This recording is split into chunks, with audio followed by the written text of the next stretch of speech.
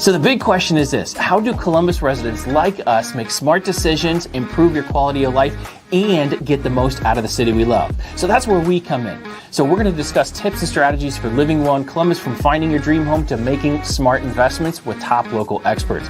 Plus, we're going to highlight some of the best things to do around Columbus, from its vibrant neighborhoods to top restaurants and favorite attractions. So whether you're a longtime resident or new to the area, we've got you covered. So sit back, relax, and get ready to learn how to thrive in Columbus. My name is Ryan Miracle, and welcome to Only C-Bus. Let's get started. Happy Tuesday, everyone. Hope everyone's doing well and enjoying their week. So what we're going to be talking about today is I wanted to come on and have you guys understand how you can avoid mistakes when it comes to buying a condo or selling a condo here in Columbus. So our guest is a condo specialist and has seen it all and done it all, and is a shooting star when it comes to newer real estate agents. She is coming hot out of the gates, and I'm very excited to bring her on. So we're going to bring on Megan Mcclung from Keller Williams. Hi, my name's Megan. I'm with KW Urban Living. So we sell downtown. I'm a downtown girl. So why don't you go ahead and tell us a little bit about yourself and how you kind of got into real estate? So I got into real estate at the end of 2021. I have the same story as a lot of people. I think I just did not weather the pandemic well, and I just needed a change. So we just did a hard left and quit my job and just started a new career in real estate. So before real estate, I was an M&A attorney. That's a mergers and acquisitions attorney. I ran the M&A side deals for a venture capital practice downtown. And so I was wheeling and dealing. I really like deals and negotiating and figuring out, like, let's get this done. Let's get it done fast. Let's get done like what the client wants. Let's just like not make a whole like big fuss about it. So real estate fits really well because that's what we're doing just every day in and day out, wheeling and dealing. And I got to say that it's really fun to watch you on social media. And that's actually one of the things that attracted me to you, is it's like a brand new story every single day. So not tongue-in-cheek stories on Instagram, but that's honestly where you get a lot of attention. So keep up the good work there. So what I wanted to start with is, what are some of your favorite neighborhoods and areas to explore in Columbus? Okay, so downtown. If you're downtown, you have to go to Gay Street. Gay Street is awesome. It is just the best. Like, my favorite pizza place in the entire world is it used to be Cafe Napolitana. The pandemic kind of changed that. Now it's Arici Pizzeria. So it's on Gay. But Oak Street, Old Town East, it's having a moment, and we are here for it. Okay. So Franklin Park, Old Town East, let's all go there. Let's hang out. We have to go to Oak Street. The Attic is a new comedy club. I just went there. It was so cool. So much fun. And I'm like one of those people at a comedy club where you're like, that's offensive. Wait, no, it's funny. It's supposed to be funny. Yeah. So, but it was still really good. And, but there's like Mikey's Late Night Slice there. There's a whole bunch of cool bars. The Oracle's really cool. CBC just put in their new tap room.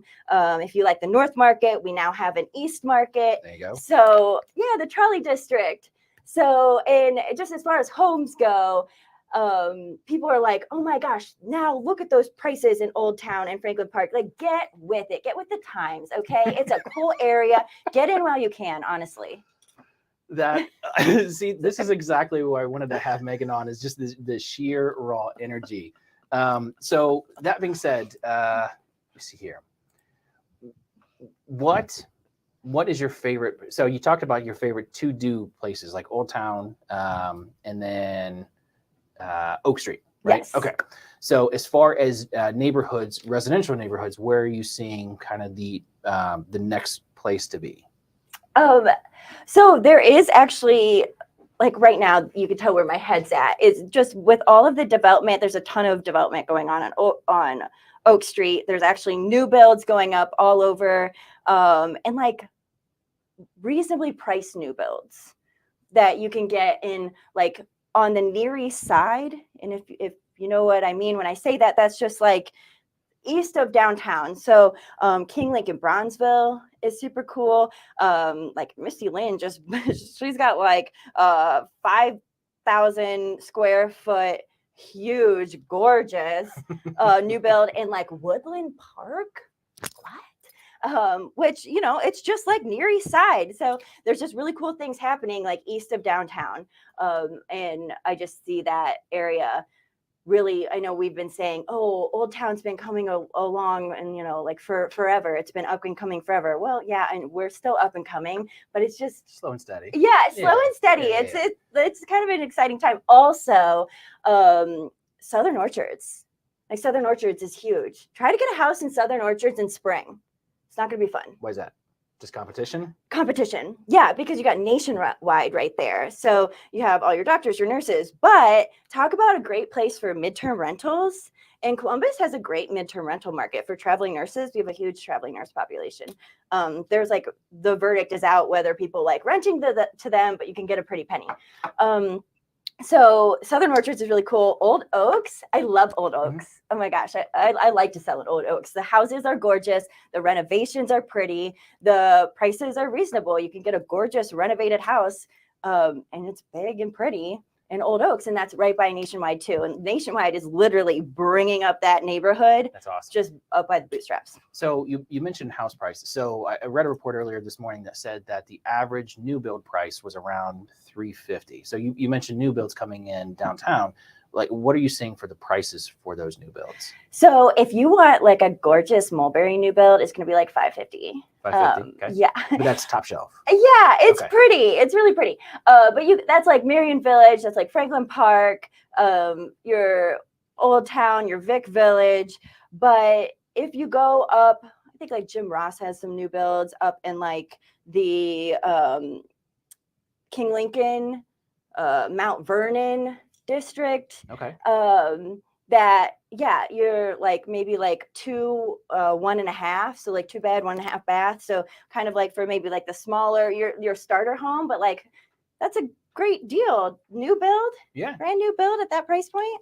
So what are you seeing, kind of parlaying into our conversation today, what are you seeing condo prices trending? I mean, the whole central Ohio region is just trending upwards, but really the biggest issue that we're having right now is not enough entry homes, starter homes. So do you see an opportunity for that anywhere downtown? Yes. So condos are a great way to go. I think like I'm a condo girl because the second I got into a home, I was like, oh, you know, I'm not going to have to pay my HOA anymore. No, now I'm paying a landscaper because people will knock on my door and they'll be like, do you need help mowing your lawn? It's like, no, I'll get to it. I'll get to it. Well, guess what? I don't get to it. I hate mowing my lawn. So, but it just adds up when you're like, okay, I got to pay this person to mow my lawn. Well, it's all taken care of in a condo fee. And I know we're going to talk about like what's in your condo fee and what to look for in that a little bit later in our live stream here. But condo pricing, especially downtown, you can get into a gorgeous condo for under $250. Wow. Yeah. Really? Like you want a 1 bed, 1 bath, if that's cool for you, like go get it. Go get it. And it's downtown. Things to look for when you're looking at condos is always parking and your HOA fee, what's included. Because personally, I'm Midwestern enough to want to own my parking. And a lot of like the Arena District lofts or like the Citizens, you're going to lease your parking. You're in a cool area. They're nice units, but you're still leasing your parking. So if anything ever happened and, you know, the parking lot sold, you have your unit, but you don't have parking. So that's something that I always check. I would have never considered that actually. Has that happened? I don't know if that's happened, but I can see it happening. Like, especially like I love the Citizens. Like if you know me, I love the Citizens. It's in a great location. It's on Gay and High, great location. So the thing is, the parking is is across the street. Like there's a little tunnel that you go across the street. It's under the Nicholson, forgetting the name, but it's under this apartment building that owns the lot under the street. So it's not a big deal. You just pay them $150 for your parking. Mm-hmm. Well, it's not a big deal until they sell the building and you don't have your parking rights anymore. Well, I mean, with the amount of development that we're seeing here in Columbus, that could happen. You're right. Mm-hmm. So, I mean, for a starter home or your first home, what are some of the things that you're seeing? Because I've actually been paying attention to how you've been producing and helping clients get in contract. If I was a first-time home buyer going to try to buy my first house right now, what advice would you have for me So we can just skip all the headache and heartache of getting turned down over and over again when I'm putting in multiple offers. What can we do just to get in and just get it done? Okay, so I always tell people, offer what you're comfortable losing the house at, like, because it's going there anyways. It's going there. That? So we're in something happens in the middle of March. The sun comes out and we all come out of our house and we all want to buy a house. And I know that everyone this year, we were kind of wondering, like, is springtime this year going to be as crazy as it's been in the past? And guess what? It is. It is. Like, I'm 12% over. Like, to get into contract, 12% over on some properties, that's $40K. And for the privilege of going into contract, I'm asking, I don't even need an inspection. I'm going to give you $40,000 extra. Not even going to bring my inspector in. Just going to see at the closing table. Okay, that's where we're at this spring. So when you're thinking in your winter mindset, like, if you didn't get into winter, okay, you can't come in and say, okay, I'm going to bring in, we're going to go 10K under. Mm-hmm. No, you can't do that. So you just got to think, how much do I like this house? What can I bring to the table? And when you're going over, what can I cover in gap? Because gap wins offers. And by that, I mean your appraisal gap coverage. So I can say, I really like your house. And it's a $250,000 condo. When I say house, I mean anything. Mm-hmm. So this is a real live example. I just lost a gorgeous $250,000 condo and I offered more. I said, I'd pay you, I pay more than the offer that won. Well, my gap wasn't as big. By me, I mean my buyers, but I am my buyers when I'm out here in these streets. Advocate. Yes. So my gap wasn't as big. I'm only covering 10,000, whereas the people who beat me said, we'll cover whatever gap there is. So if it appraises at 230, we'll come with $30,000 of gap coverage. So gap will carry you in the end. It's one thing to say, I'll pay you $400,000 for your condo. Well, if it doesn't appraise at that, the seller's not going to get that $40,000 from you. You got to make that coverage up with additional cash to close. Right. So appraisal gap. So we're hearing this term a lot. So like if you could explain it to me like I'm a fifth grader, mm-hmm. What is appraisal gap? Explain simply. So appraisal gap is the money that you bring to cover a shortage between the appraised value mm-hmm. of the home. That's the amount the lender is going to give you as the buyer that you can give to the seller, and the amount you told the seller you buy the house for. So if you say, I'll buy it for $300,000, okay. But the lender says it's worth $250,000. Ah, there you go. So there's a gap of $50,000. Right. Okay. So then what happens? So in the contract, we have as buyers, we have 5 days to figure it out.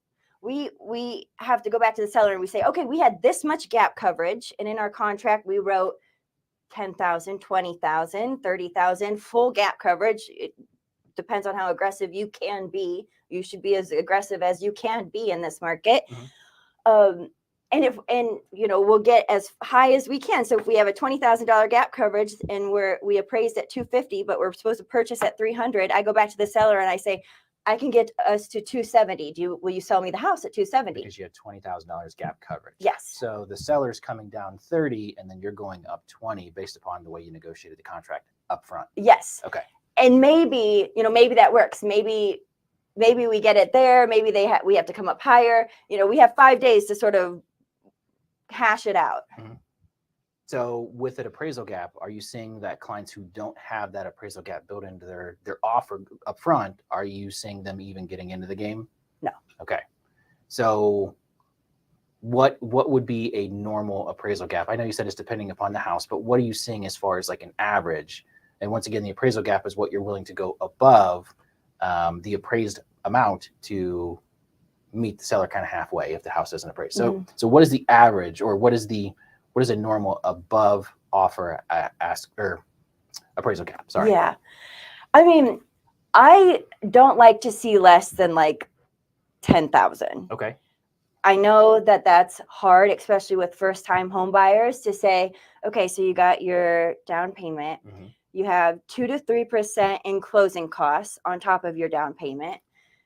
And then I'm going to need you to have just in a little savings fund over here in case an extra 10,000 that we're going to have to throw into the deal if we have to. Right.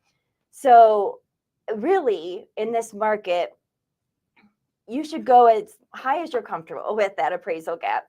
And not that I just had one in winter appraised $17K short, and it was like a gorgeous house. Gorgeous. Mm-hmm. Lucky that the house was so pretty because we still bought it. But they were thirsty. Yeah. But it was so we had a $17,000 gap there that we had to figure out what are we going to do with it. So in this market, like having a $10,000 gap, that wasn't good enough. I literally just lost a deal with a $10,000 gap. So just think about that. And I offered them a higher price than the offer that won. The highest price isn't going to be the one that speaks. It's the gap coverage. Because that secures the deal. So besides not having, let's back up a little bit. So typically when we're talking to our clients about what kind of cash they need at closing, we're telling them there's 3 buckets that they need. So they need their down payment, which is usually a percentage of the purchase price. They need closing costs, which is bucket 2, and that's usually about $3,000 with title and lender combined. Bucket 3 is your taxes and insurance. Now, depending upon if you're downtown or Hilltop or New Albany or Delaware, your property taxes and your insurance are going to change. So those are the 3 primary buckets. But if I'm hearing you right, they need a 4th bucket for that appraisal gap. Yeah. And if the real estate gods are smiling on you, you won't need that 4th bucket. But just in case, that 4th bucket will come in to help secure the deal after the appraisal is done by the lender. Right? Yep. And it's really just do you want to get that? The best strategy right now to get things into contract is you get a fast and fair offer to someone. Like you see something you like, you go and see it that night and you don't mull it over. If you like that house, if it checks your box, one of my friends said something brilliant. And he says, does this check most of your boxes? If we're at a 7 out of 10, we should be writing on this house because unless you're building your own house, it's not going to be perfect. It's like, wow, that's right. So if you see it enough that you like it, because there's not inventory out there. There's, if you can see it, you afford it, you like it, you can see yourself there. Let's write an offer on it because it's hard to get in contract right now. And we're going to have to talk about gap. Like you need to have gap coverage in there, and you just go in as basically as high as you can, and you can stomach losing the house at that price. Right. So, and that's the one thing that I appreciate about you is you're willing to have those tough conversations instead of kind of sugarcoating what the client wants to hear. Because it sounds like to me that you're here to win and get your clients into a house and letting them make the adult decision if it works for them or not, right? Yeah. Okay. So aside from not having appraisal gap, what are some of the other mistakes that you see that are easily avoidable for first-time homebuyers right now? So I think that when we are looking at a house and we can kind of go through, and it's just important to keep your eye on the prize, like, foundation, roof, windows, is there water in the basement? Like, don't get hung up on fixtures and this door doesn't close just right. Like that type of stuff. If it looks like the house is pretty solid, we get an inspection for our information, like that we're in spring. So your offer is stronger if you say, give me 5 days. I need 5 days to get my inspector in there. I'm not going to ask you for remedies because you still there's 3 main contingencies in a contract. One is the financing. So, if you, so if your financing falls through, you can walk as a buyer. Number 2 is your appraisal. If it appraises low, we have 5 days to work it out. If we can't work it out, we can walk as the buyer. And the third one is you can walk on your inspection. So a lot of people will waive inspection. If you have, the gumption to do that, by all means, please do. But I get that that's scary. So give yourself 5 days. Keep it short. Give yourself 5 days. Get someone in there to inspect it. But be realistic. Don't come back to your agent and be like, well, the cabinets or there's some drywall that needs fixed. Like, we said we were buying this as is. I'm fine if it's as is and there's something egregious that we found that's going to be a $10,000 mistake. Then we have to talk with the agent or we have to terminate. But we have to keep our eye on the prize in this market. So if I'm hearing you, you're saying focus on like the major things, foundation, mechanicals, those kind of things, but like the color of the bathroom or like the pulls on the cabinets are loose, those kind of things, just let those slide. Yeah. Yeah, because we're not, like in 2008, we couldn't give away houses. And this is just the absolute opposite of the side of the coin for that, to where it's hard to get a house. So listening to your agent, it sounds like it's very prudent advice at this point. So as far as condo prices versus single family homes, what are you seeing as far as the gap between them? Because you see some condos that are like $100,000 and you see some that are, like you mentioned, like $700,000-$800,000. So how do condo prices generally compare to single family houses downtown? You can buy a condo that's just as expensive as really expensive single family homes. Okay. So that's kind of the beauty of condo living. There's just like this breadth of condo life, just like there is single family. So like there's luxury condos. You could go and get like there's a gorgeous like 800-some thousand condo on Front Street with like this leopard situation. And you know, if that's your vibe, go get that condo. Honestly, I'll show you that condo in a heartbeat. I want to go see that condo. But there's like a whole bunch of cool types of condos. The thing is, if you're having trouble getting into the market on a single family, try condos. There's less condo buyers. Like, I don't think that's like earth shattering. There's just less of people who want to live in condos. And so instead of having 15 offers on the table, you have 3. It's a lot easier to beat 3 people than it is to beat 15. Agreed. Yeah. Agreed. Yeah. So, but, and if you're like entry level, like let's say you want to spend $250 on a home. Well, guess what? The average price point in Columbus is like $330 or $360, depending on like the season, you know? So, and we're going into the season where it's like $360. So, unless you can pay, and that's an average home. And if you're kind of a picky person, you're going to need to maybe have like a $400,000 budget. And since it's spring, tack on 10% because we're going 10% over regularly. Think 4 to 11% is what things usually go. And then there's always outliers. So you're always going to have things go over. Sure. But like 10% on a $400,000 house is $40,000. So, you know, if you're picky, you're thinking like more like $450 is to make some people happy. Okay, if you're getting into that realm, go look at a condo. You can get a cute 3-bedroom condo in the Brewery District for under $4 million. Really? Yeah. Okay. So it's not the ultra high end where you have your own butler and a doorman. No. I mean, you can have just a normal condo downtown for relatively inexpensive, right? Yes. Now, do you see condo prices going down at all, or do you see condo prices kind of trending with single family?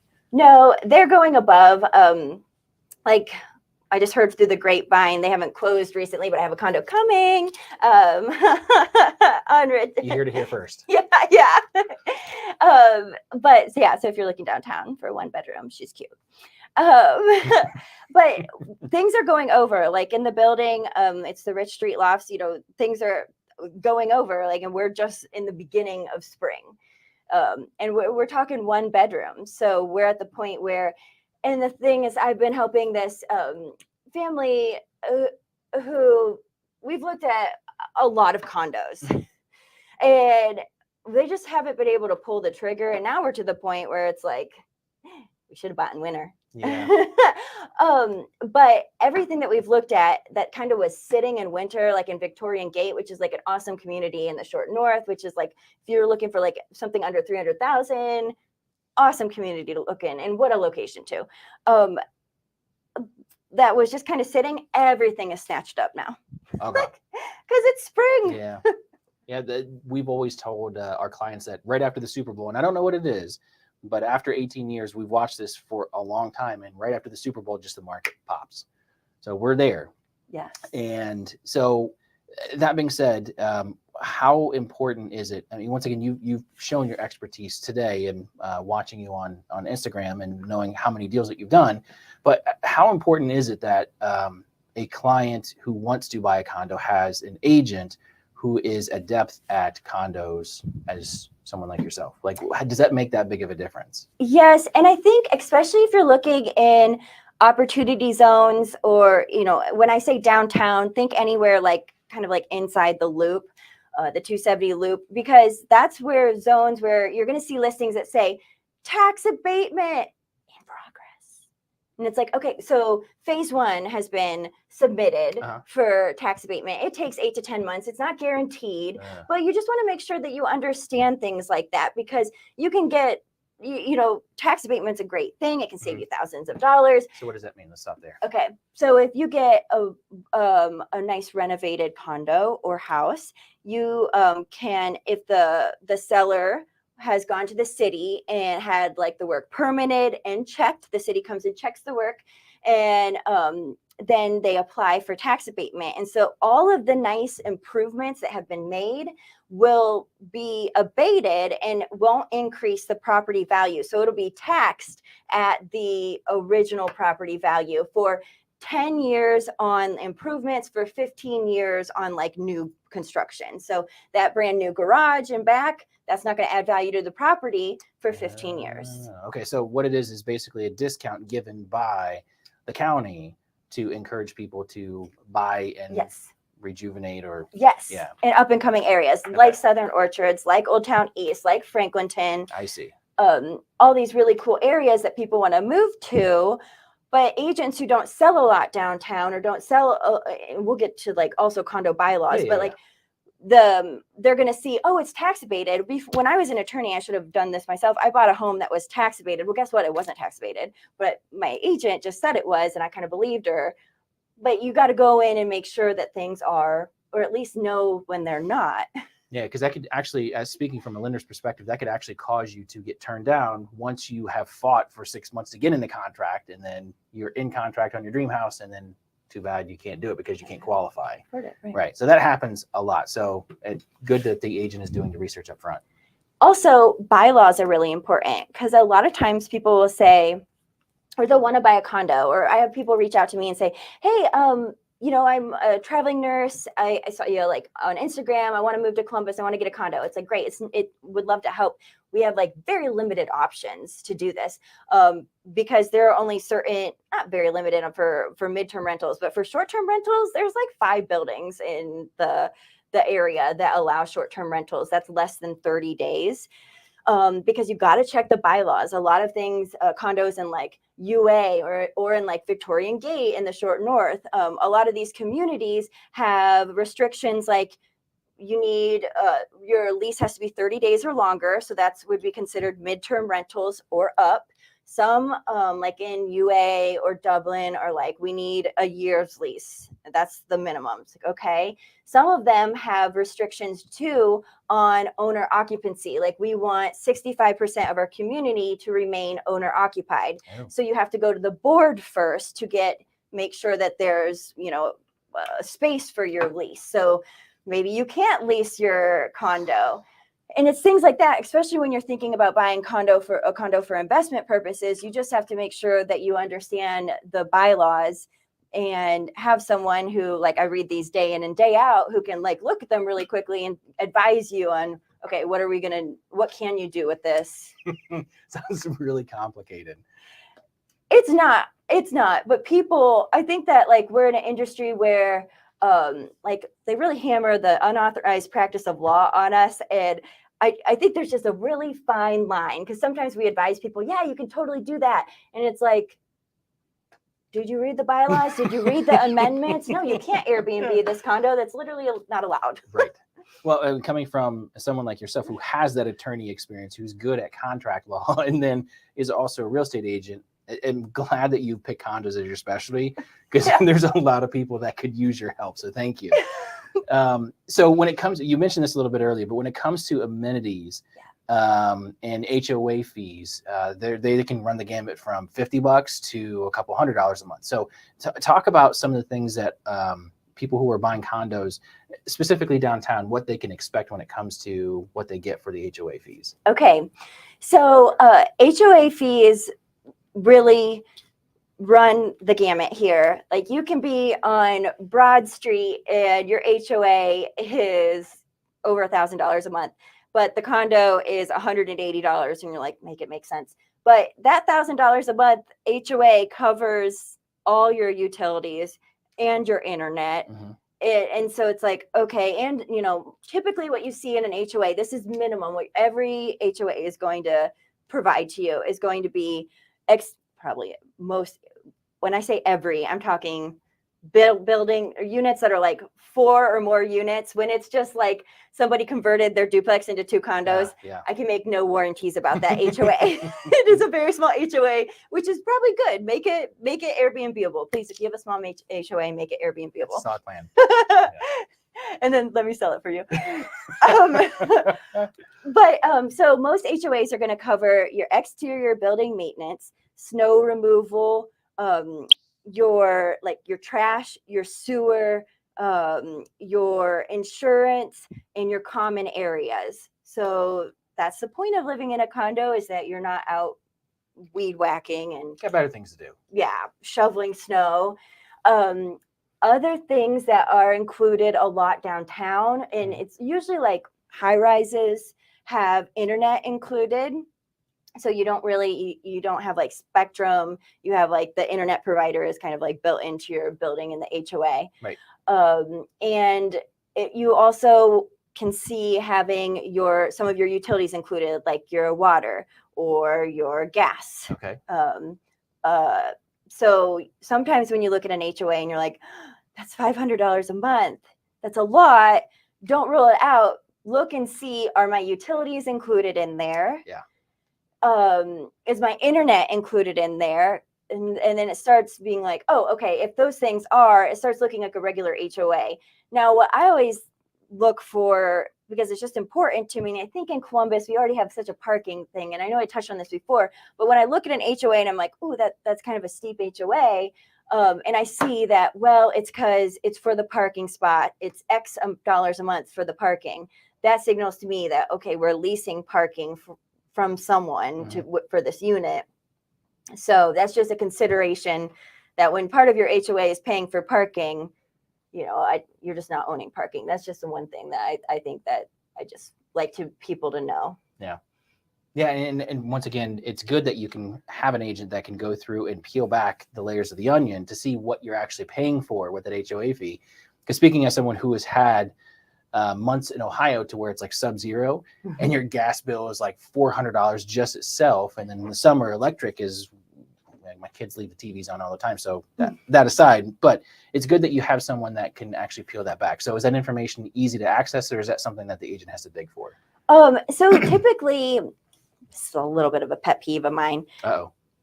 I like when the documents are in the listing, but if they're not, you just got to ask your agent to get you the bylaws, or like to ask what's covered. Right. So sometimes maybe people are moving fast, and so all the information isn't in the listing, but it's nice when you have like the bylaws, and you want to check to make sure that there's like no special assessments. That's usually reported, or like there's a spot for it on the residential property disclosure. But like for my condo right now, we're in a $2,500 special assessment for who knows what this time. Little feathers ruffled there. Yeah. So, but like if I were to sell it, I would have to disclose to the buyer on the property disclosure that, hey, if you were to buy this, by the way, we have this $2,500 special assessment coming up, just so that someone knows that there's an assessment coming. And an assessment in condo world is just like, okay, so we have to redo the roof, and we don't want to deplete our reserve fund. So things that I usually like to see are like if we could get a copy of the reserve fund or a reserve study, if there is that, or just like what the financials are, if we can get just like a balance sheet. Yeah, so I mean, to that point, the thing that's different about single family and condos is like a single family, if that one house doesn't perform well, then it only impacts that one house. But if you have a building or a community that are all kind of tied together by the homeowners association, if a couple of those homes or the association itself starts failing, that could impact your house and you've done nothing wrong. So I'm glad you brought that up. Thank you. Yes. And I have, there was a brick wall leaning in my association or my community for a while, and it fell, which was inevitable. And we took forever to get it rectified, and I could not make any headway on this thing. So I called in a code violation. Ooh. Went full Karen, and we now have a new wall, and it is safe. But I was scared to death. What if the leaning wall, which is already compromised because it's half fallen at this point in time, had fully fallen on someone as they're walking? Like that, we're all liable. This is going back to what your HOA fee covers. There's an insurance policy that covers, your association, and that covers all the buildings. It's called a master insurance policy. Mm-hmm. And that's always what the lender is going to reach out and get when they're looking to see whether condos can even qualify for financing, because some of them are funky. Yeah, and that's usually the biggest drag on our timeline when we're getting a condo across the finish line is not the buyer, it's not the condo, it's usually the homeowners association, or more specifically, the insurance company, which are really hard to get a hold of sometimes. So yeah, there was, do you remember that in Hayden Falls, up in Hilliard, there was a deck that was overloaded with people, and it fell off the back of the condo onto a car. And the whole condo complex was under a lawsuit for, I think, 2 years.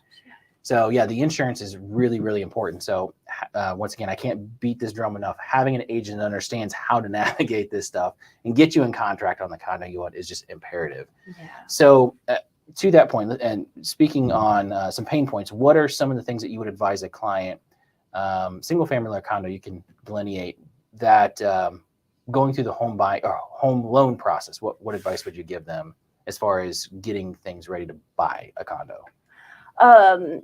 So you got to think about with condos is just always remembering that HOA, like, because that'll put you a $200 HOA versus a $500 HOA. It makes a big difference when you're paying it every month. So that's just something to remember. And sometimes I see people get really excited and they send me something and it's like, okay, yeah, let's run numbers. And then it's like, oh, that I don't know if you would be comfortable with that payment, because it's not just your PITI, which is your principal, interest, taxes, and insurance, which you pay your lender every month. Yep. It's also then that HOA payment, which you pay your HOA every month. So that's just something to think about for condos. That said, like if you're a busy person with whether it's kids or job, or you just don't like doing it, you're going to end up paying for yard work or whatever anyways. Right. Yeah. Or like your gutters, in a condo, they're going to send someone out to clean your gutters, and they're going to take care of painting the exterior fences. And yeah, it's nice to have it be hands off. Yeah, agreed. And that's actually one of the beauties of a condo. So as far as the home loan process, what we basically try to get people, our home buyers, to understand is we want to front load that process as much as possible. So the average lender spends about 30 minutes working on a pre-approval and then sending the client out to go shopping with the listing agent. But there's, like with condo stuff specifically, there's a lot that can go wrong. So what we've chosen to do is spend about 7 hours with clients like Megan's, and then we're investing that time. There's no extra expense in that. But what that does is that going back to our early conversation, puts their offers close to the top of the pile, and along with Megan advising on how to manage appraisal gap and those kind of things. But at the same time, one of the requirements of working with our team is, as you are out shopping, you are required to send us an address by text or email so we can run those numbers, so we can get ahead of any potential heartbreaks before you ever get off the couch. Mm-hmm. So it's really important that you work with the lender that is doing the work before you would ever make an offer, to make sure that you're avoiding that headache and heartache, because it's hard to get a house right now. Mm-hmm. And there's probably nothing worse than getting into a house and then finding out you can't have it. Mm-hmm. So just my 2 cents on the home loan process. Mm-hmm. So we're coming to the end of our time. What once again, I've mentioned this a couple times. It is really fun to watch you on social media. So if someone wanted to connect with you and work with you, how would they do so? You can DM me or reach out to me at Megan Closes on Instagram. There we are. And I'm on Instagram all the time, and then we can just connect. I run all my business by text because I'm a recovering attorney and I just do not like email. Texting, and plus, like, buying a home is really intimate. You're not going to be like emailing me at 10 at night. That's not how things go. You're going to be texting me while you're in bed and being like, oh my gosh, what about this? Right. It's like, girl, let's go see it. Yeah. Good. So if you haven't already, I highly suggest you go follow Megan on Instagram, because outside of the real estate value that she provides with the stuff that she's talking about and the experiences that she has, she's just really, really entertaining to watch anyway. Anything else that you want to add, wrapping up home buyer advice? Of course. Yeah. And you would be great. I knew you'd do great today. Once again, if you guys are interested in buying or selling a house in the next 6 months, we would love to be a real estate resource of choice, Megan and I. So if there's anything that you need help with, just let us know. You can also watch this video right here that is going to help you know what to do next. So once again, thank you guys. We'll catch you guys next week with some more information about what's going on in Columbus specifically. Have a great day, and we'll see you guys again. Thank you again, Megan. Bye.